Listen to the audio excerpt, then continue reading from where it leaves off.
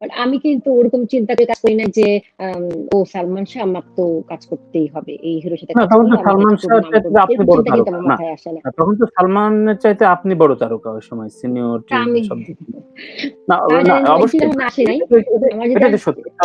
সুতরাং আপনার তো মনে হতেই পারে, এটাই স্বাভাবিক। সো আমার ১ম কাজের সময় ওর সিনসিয়ারিটি এবং কাজের কেমিস্ট্রিটা কেমন ছিল on the set up?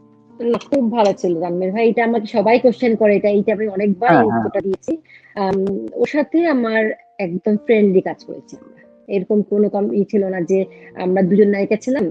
Salman Shah আমার সাথে খুব ভালো। আমি জানি না, যেহেতু আমাদের কাজও হয়েছে ২ সেটে। কখনো একসাথে কাজ হয়ে একবার শুধু একসাথে কাজ হয়েছে। এন্ড সিনটা একসাথে কাজ হয়েছে। আর মাঝখানে একটা সিকোয়েন্স আমি আর ও একসাথে হয়েছিলাম। রিসেন্ট শাড়ি করেছিলাম আমি, শাবনূর আর সালমান। কিন্তু অলমোস্ট কাজ কিন্তু দুজনেই একদম সেপারেটলি। ওর সাথে এরকম আমি জানতাম না। কিন্তু আমার সাথে অনেক ফ্রেন্ডলি ছিল। যেমন আমি বলব, তখন আমার আর সালমান কারোই গাড়ি ছিল না। সবকিছু টিকা নির্ভর করে আমরা দুজন গাড়ি কিনলাম। তো আচ্ছা, আচ্ছা। তখন প্রোডাকশন হাউসের একটা গাড়ি ছিল আমাদেরকে ক্যারি করার জন্য অলমোস্ট টাইম। প্রোডাকশন সব মানে আমাদের যে প্রোডিউসার ছিল, প্রোডিউসার একটা গাড়ি ঠিক করে রেখেছিলেন যে আমাদেরকে ক্যারি করবে, আমাকে আমাদের সবাইকে যখন যাকে লাগে।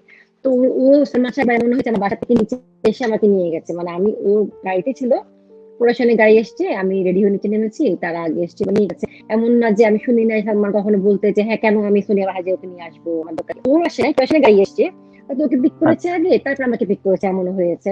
বা শুটিং স্পটে এমন হয়েছে আমরা দুজনে, আমরা সবাই মানে একসাথে বসে সিটিং সিটিং দিয়ে শুটিং। যেমন আমার আমার যে গানটা সবাই খুব মনে করে নীল সাগর পার হয়ে, এই গানটা শুটিং করতে আমাদের ৩ রাত ৩ দিন লেগেছে। বিকজ আমরা দুজনেই ব্যস্ত, শুটিং করার সময় আমাদের নাই। সেট বিশাল সেট ফেলেছিল, শুটিং শেষ করতে হবে। হুম, হুম, হুম। তো আমরা সবাই বসে সেট করলাম যে আমাদের কাজটা যখন করতে হবে, চলো আমরা কিভাবে সেটে শুটিং টুটিং কিভাবে সেট শিডিউল দিব, কাজ শেষ করবো, এটা একটা প্ল্যান করি। প্ল্যান করে সেট শুটিং শিডিউল দিয়ে কাজটা শেষ করলাম।